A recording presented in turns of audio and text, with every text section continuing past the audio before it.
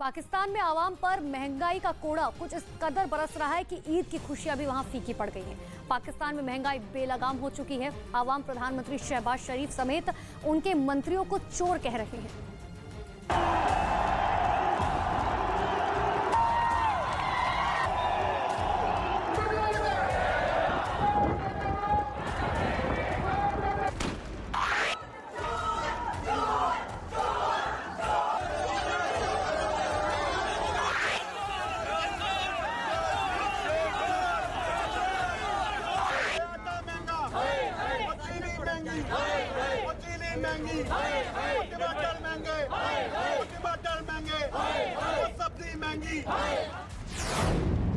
जनता के गुस्से से थर्राया श्रीलंका।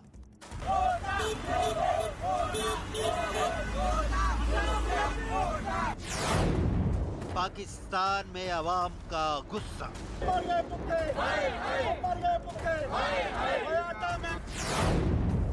श्रीलंकाई राष्ट्रपति देश छोड़कर भागे।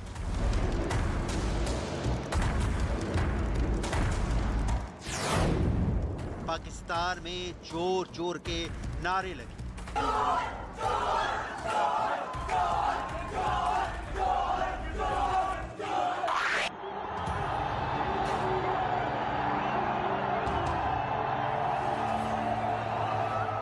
ये आज का श्रीलंका है और इस वक्त श्रीलंका की राजधानी कोलंबो में गोटा गो होम के नारे गूंज रहे हैं।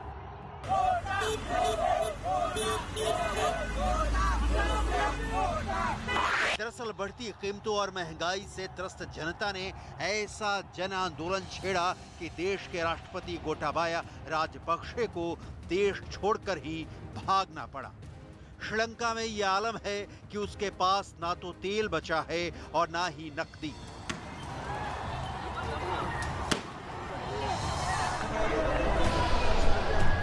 ये तो रहे श्रीलंका में जनाक्रोश की हकीकत।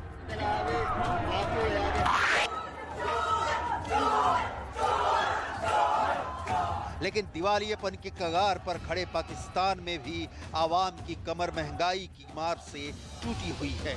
पाकिस्तान की आवाम महंगाई की मार से किस कदर त्रस्त है, इसकी असलियत दिखाने के लिए हम आपको एक छोटा सा वायरल वीडियो दिखाते हैं। इस वीडियो में एक हरे रंग सा सूट पहने महिला और उसकी बेटी सफेद रंग का सलवार सूट और नीले रंग की वास्केट पहने एक शख्स को देखकर जोर जोर के नारे लगा रही है।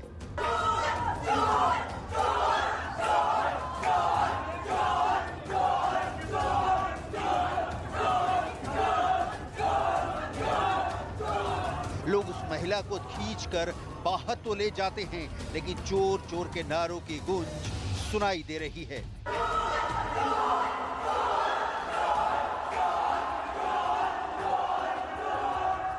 इस शख्स से आपका तारुफ करा देते हैं।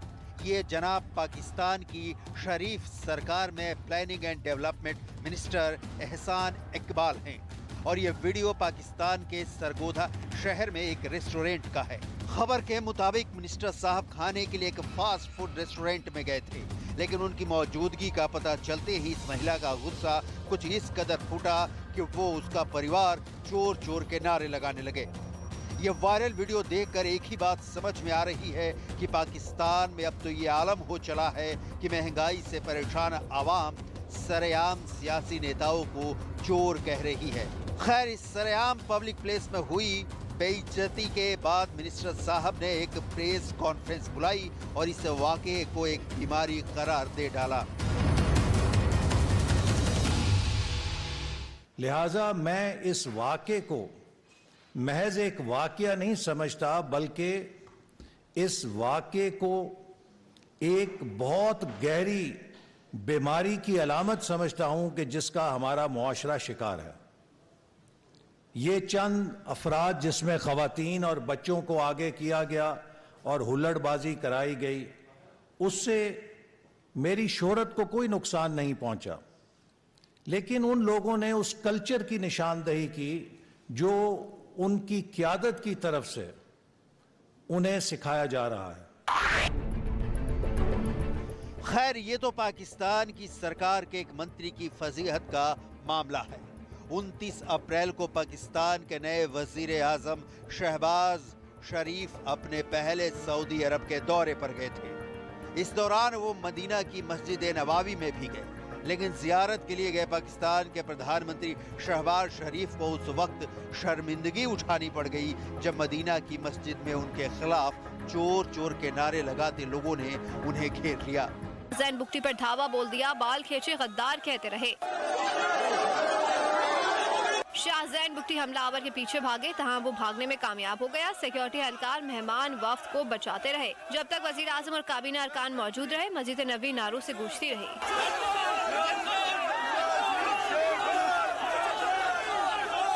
आइए अब आपको पाकिस्तान में महंगाई की हकीकत से भी रूबरू करा देते हैं। पाकिस्तान में शहबाज शरीफ सरकार ने 1 जुलाई से एलपीजी की कीमतों में 43% से 235% की बढ़ोतरी को मंजूरी दे दी है।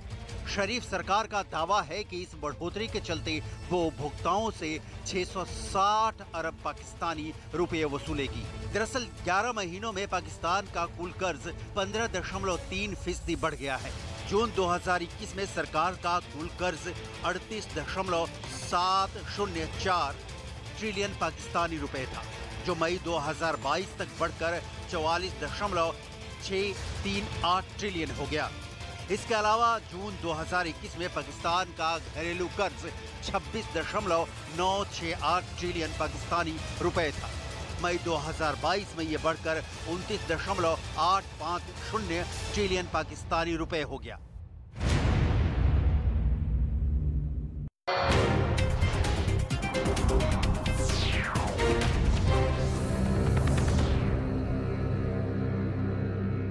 बरसात का पानी अस्पताल के अंदर भी भर गया। पहले से परेशान मरीजों को अपनी बीमारी के अलावा पानी से भी जूझना पड़ा, क्योंकि जिला अस्पताल की ओपीडी में पानी भरा नजर आया और ऐसे में लोगों की मुसीबत दोगुनी हो गई। उधर तेलंगाना के महबूब नगर में उस वक्त हड़कंप मच गया जब एक स्कूल बस पानी में लबालब भरे अंडरपास में फंस गई। ये घटना तब हुई जब भारी बारिश के बाद बस बच्चों को लेकर अंडरपास से गुजरने लगी। लेकिन बस के ड्राइवर को इस बात का जरा भी अंदाजा नहीं था कि अंडरपास में बस फंस जाएगी। लेकिन जैसे ही वो बस लेकर अंडरपास में दाखिल हुआ, बस बंद पड़ गई। इसके बाद तो वहाँ चीख पुकार मच गई। बच्चों की चीखने की आवाजें सुनकर फौरन आसपास के लोग वहां मदद के लिए पहुंच गए। बिना देर किए कई लोग जान की परवाह किए बिना पानी में उतर गए। इसके बाद बस में फंसे बच्चों को एक एक कर निकालना शुरू कर दिया। कुछ लोग तो बच्चों को अपने कंधों पर बैठाकर उन्हें बाहर निकालते दिखाई दिए। बाढ़ की वजह से अंडरपास में इतना पानी भर गया था कि बस आधी डूब चुकी थी। बच्चों को निकालने के लिए लोगों को काफी मशक्कत करनी पड़ी। बताया जा रहा है कि स्कूल बस में करीब 30 बच्चे मौजूद थे, जिन्हें सुरक्षित निकाल लिया गया। इधर देश में खाने का संकट खड़ा होने से रोकने के लिए प्रधानमंत्री नरेंद्र मोदी ने अब आटे के एक्सपोर्ट पर भी नकेल कस दी। 2 महीने पहले गेहूं के निर्यात पर बैन और अब आटे के एक्सपोर्ट को कंट्रोल करने की कोशिश। पीएम के इस एक और बड़े फैसले से उन मुनाफाखोरों की जेब जलने वाली है जो यूक्रेन की जंग का फायदा उठाकर धड़ल्ले से आटे का एक्सपोर्ट कर अपनी तिजोरी भरने में लगे थे। इसलिए प्रधानमंत्री ने आटे के एक्सपोर्ट पर लगाम लगाने का फैसला लेकर मुनाफाखोरों के पैतरों पर पानी फेर दिया। सरकार ने आटे के एक्सपोर्ट पर पूरी तरह बैन तो नहीं लगाया, लेकिन उसके निर्यात पर एक शर्त जरूर लगा दी। शर्त ये कि 12 जुलाई से कारोबारियों को आटा एक्सपोर्ट करने से पहले सरकार से मंजूरी लेनी होगी। बल्कि सिर्फ आटा ही नहीं, बल्कि मैदा और सूजी भी विदेश में बेचने से पहले एक्सपोर्टरों के लिए सरकार से इजाजत लेना जरूरी होगा। इससे देश में गेहूं के दाम कंट्रोल में रहेंगे। दरअसल रूस और यूक्रेन की लड़ाई की वजह से दुनिया में गेहूं की सप्लाई कम है और डिमांड है ज्यादा, इसलिए गेहूं के दाम आसमान छू रहे हैं। ऐसे में देश में गेहूं के एक्सपोर्ट पर बैन लगने के बाद आटे का निर्यात करके मुनाफा कमाया जा रहा था।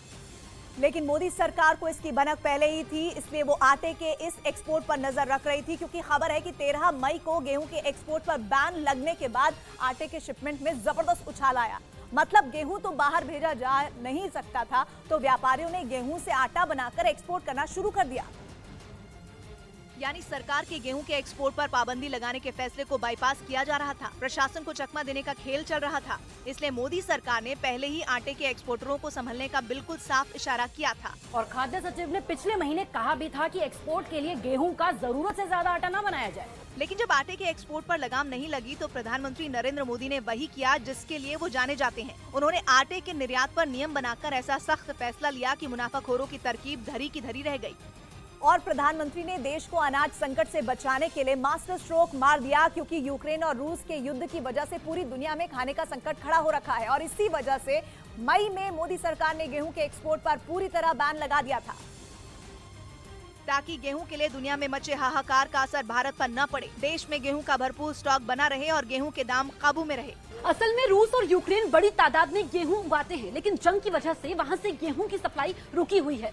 वहीं गेहूं के बिना भारत का गुजारा नहीं और देश में लगभग हर घर में इसका इस्तेमाल होता है। हालांकि गेहूं उगाने के मामले में भारत दुनिया में दूसरे नंबर पर है, लेकिन यूक्रेन के युद्ध की वजह से गेहूं के दाम में आग लग गई। ऊपर से मार्च और अप्रैल में ही तापमान ऐसा उबला कि गेहूं की फसल में करीब 5% की गिरावट आ गई। इसलिए बिना वक्त गवाए मोदी सरकार ने गेहूं का एक्सपोर्ट बंद कर दिया। अमेरिका जैसे बड़े देश ने भी भारत के फैसले पर सवाल उठाए, लेकिन प्रधानमंत्री तब भी अपने फैसले से पीछे नहीं हटे और इस बार भी उन्होंने सख्त फैसला लिया।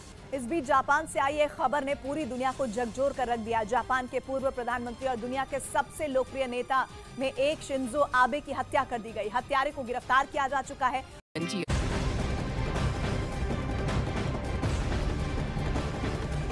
और रूस यूक्रेन युद्ध से जुड़ी बड़ी खबर आपको बता रहे हैं। लुहांस्क में जबरदस्त गोलीबारी की गई है। गोलीबारी में 3 बीएमपी टैंक तबाह हुए हैं। रूसी सैनिकों पर लगातार पलटवार किया जा रहा है। न तो रशिया रुकने का नाम ले रहा है, न यूक्रेन साफ तौर पर कह चुका है कि आखिरी दम तक हम लड़ते रहेंगे, झुकेंगे नहीं।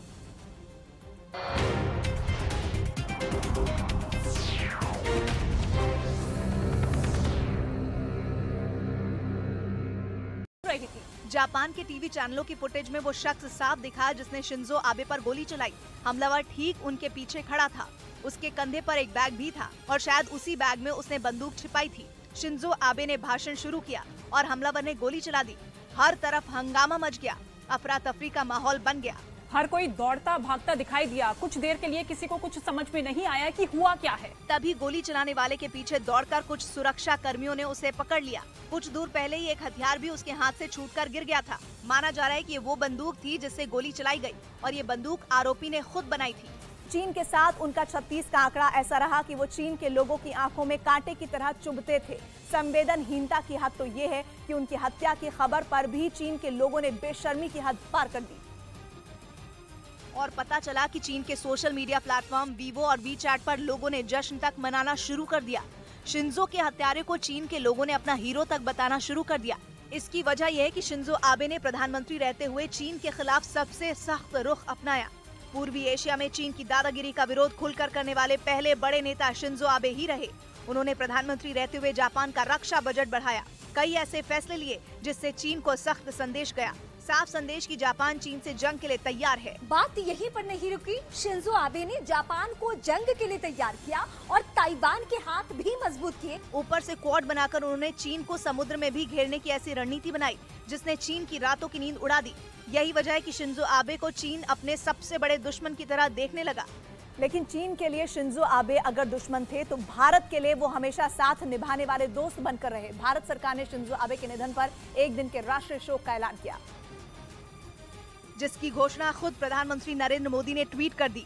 पक्ष हो या विपक्ष, भारत के तमाम नेताओं ने शिंजो आबे के निधन पर दुख जताया। जापान के प्रधानमंत्री रहते हुए उन्होंने भारत के साथ कई अहम योजनाएं शुरू की। इनमें मेट्रो प्रोजेक्ट से लेकर बुलेट ट्रेन तक का प्रोजेक्ट शामिल है। दिल्ली मुंबई इंडस्ट्रियल कॉरिडोर समेत कई शहरों में चल रही विकास की योजनाओं में भी जापान बड़ा सहयोगी है।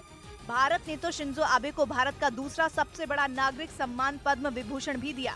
2014 में शिंजो आबे ही गणतंत्र दिवस के मौके पर भारत के मेहमान भी बने।